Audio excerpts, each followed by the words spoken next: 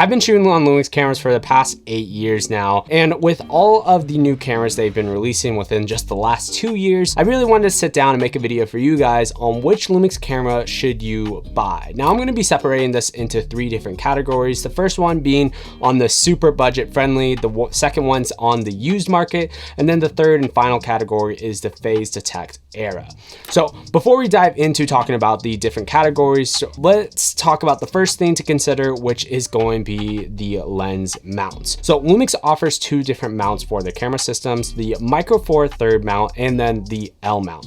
Micro Four Third is for the 4x3 sensors, which are great if you want to shoot anamorphic. They're great if you want to adapt to PL, to EF, and things like that. One big downside to MFT cameras just to consider is the fact that when you go into low light scenarios like weddings or event filmmaking or anything like that, the low light doesn't tend to perform the best in comparison to full frame. In full frame, you can it's easier to achieve better bokeh and better low light performance. Yes, you can get the same performance out of a Micro Four Third camera. It just takes an extra few steps or just higher quality glass to get that same type of bokeh that you can on full frame. So without further ado, if you are considering shooting in low light or anything like that, I would definitely recommend getting the full frame version of Lumix cameras versus the Micro Four Third version of cameras, depending on which mount system you want to start off with. Let's jump to the first category, which is going to be the super budget. For the super budget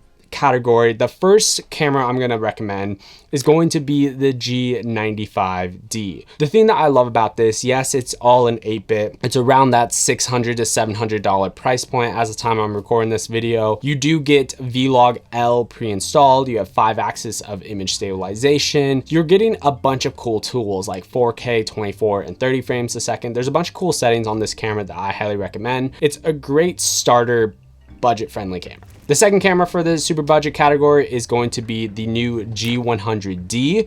This is a perfect everyday camera. If you want something super small, super compact, it has Vlog L, a lot of the similar features like the G95D. It definitely doesn't have the best autofocus capabilities with either of these cameras. It's still using the contrast autofocus. One thing, I'm gonna make a whole nother video talking about this. I think Lumix should come out with some camera like the G7X, for example, which has really great IBIS. It has 10-bit colors for 4K, 24, and 30 frames a second. It has Vlog, just a couple different settings to make and kind of introduce a new budget camera that has phase detect autofocus and all of these other features. I definitely think Lumix is missing something here in the super budget category, something sub $1,000 that has phase detect, IBIS, Vlog, and can at least shoot 10-bit, 4K, 24, and 30 frames a second. I feel like that's a camera that Lumix needs to make soon, just to get the beginners and intro level people into the entire ecosystem for L mount or MFT. Now, a couple honorable mentions that it is worth mentioning. One of my first cameras I've ever owned was the Lumix G7. That's a great camera, but there is no IBIS. The G85 is also a killer, amazing camera.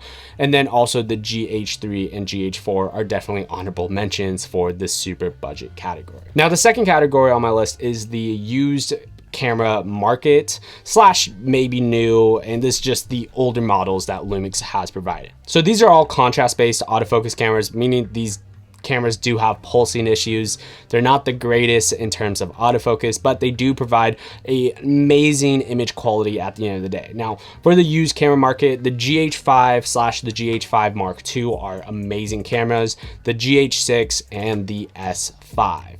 Now, the GH cameras are stunning. The GH5 is an amazing camera, amazing images quality out of that. If you need a little bit more settings, the GH6 is an amazing camera. The only thing it's really missing is the autofocus, and there is some streaking issues, but that's besides the point. And then the original OG S5, you can get around $800 in the used market. And if you want to get into the full frame ecosystem from Lumix and you don't have $2,000 to spend on a camera, the S5, the original S5 is an amazing camera. And I know Josh Cameron on his YouTube channel talked and has a ton of videos about the S5. So if you want to check that out, I'll leave a link in the description to his channel because it's definitely worth checking out what the S5 is capable of. Now, the third and final category is what I'm calling the phase detect era. So within the last 2 to 3 years, Lumix has finally been pitting phase detect autofocus into their cameras from here on out. So I'll start with the Micro Four Third version cameras and why I would recommend these cameras versus the full frame line, why I would recommend those cameras. So for the first two Micro Four Third phase detect autofocus cameras is the G9 Mark II and the GH7. So starting out with the G9 Mark II, what's the interesting thing about this is the only reason I personally would recommend the G9 Mark II is the body style could be an advantage. Now, I say this in quotes because you are losing a fan on the body. The GH7 has all of the same photo capabilities as the G9 Mark II. So what you gain in advance is a smaller body design that's the exact same as the S5 IIX and S5 II, but you losing the fan, which means your camera is more likely to overheat. Now, in personal experience, I know some people commented about overheating on the G9 Mark II in the past.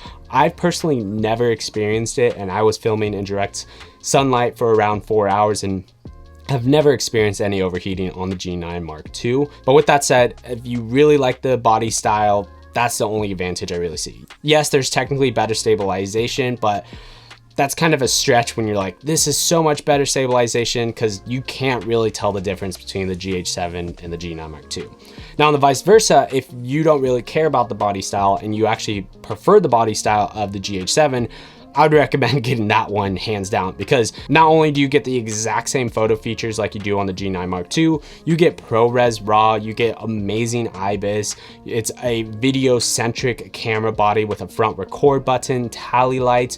You can have a paid upgrade for ARRI Log C3, which is crazy, 32-bit float via the new XLR2.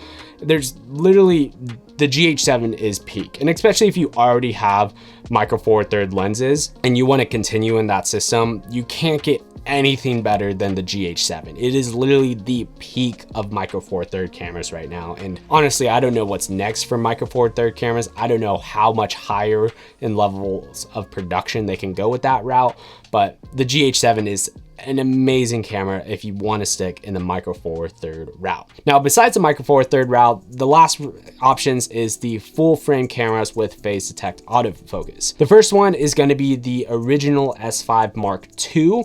Now, this is the best hybrid photo video camera, in my personal opinion, on the market. Of course, that's a little bit biased, but this is the best value for money you can get right now, hands down, with the video features, with the photo capabilities, now the Lumix Lab app, being able to do proxies, camera to cloud, phase detect autofocus, the best IBIS in the market in terms of full frame.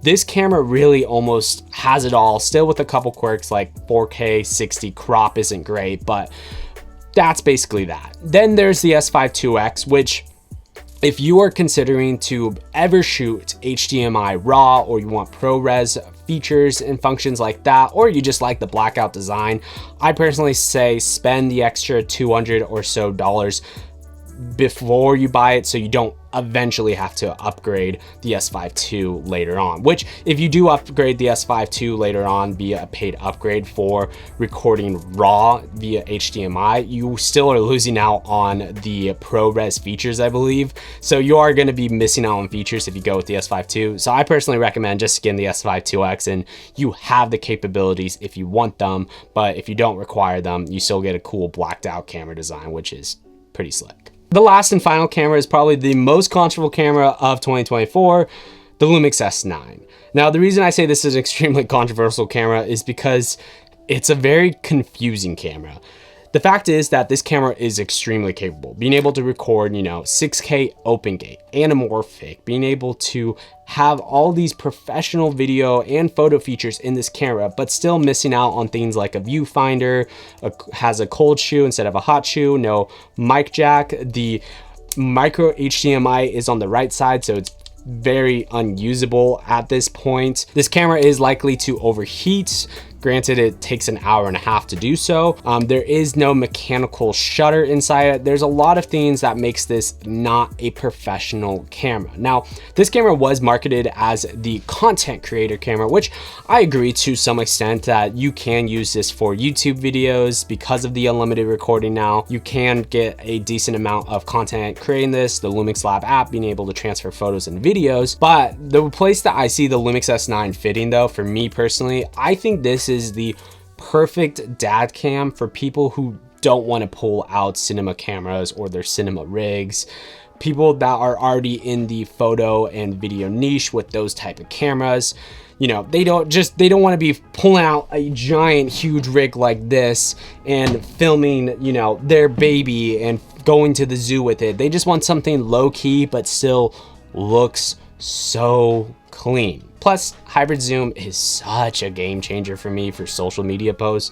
Being able to turn this 18 to 40 mil lens into an 18 to 125 mil for photos is such a fun little lens to take around and makes this camera so small. Personally, this is the camera I use majority of the time for all personal content that is not for YouTube, that's not for my video production company. This is the camera I grab for all personal needs whatsoever. Anyways, that's a list of the cameras I personally recommend that you should buy from Lumix. I definitely mentioned a lot of different cameras on this video right here, but I'd love to hear your guys' thoughts and opinions on which cameras you would recommend people purchasing and why. Help people out in the comments below on which cameras they should buy, because I'm only one person and can say so much about different Lumix cameras. But anyways, thank you guys so much for watching this video. If you want to see why I prefer shooting on Lumix versus Sony and Canon, check out that video right there. YouTube recommends you might like this video right here. Until next one, guys, peace.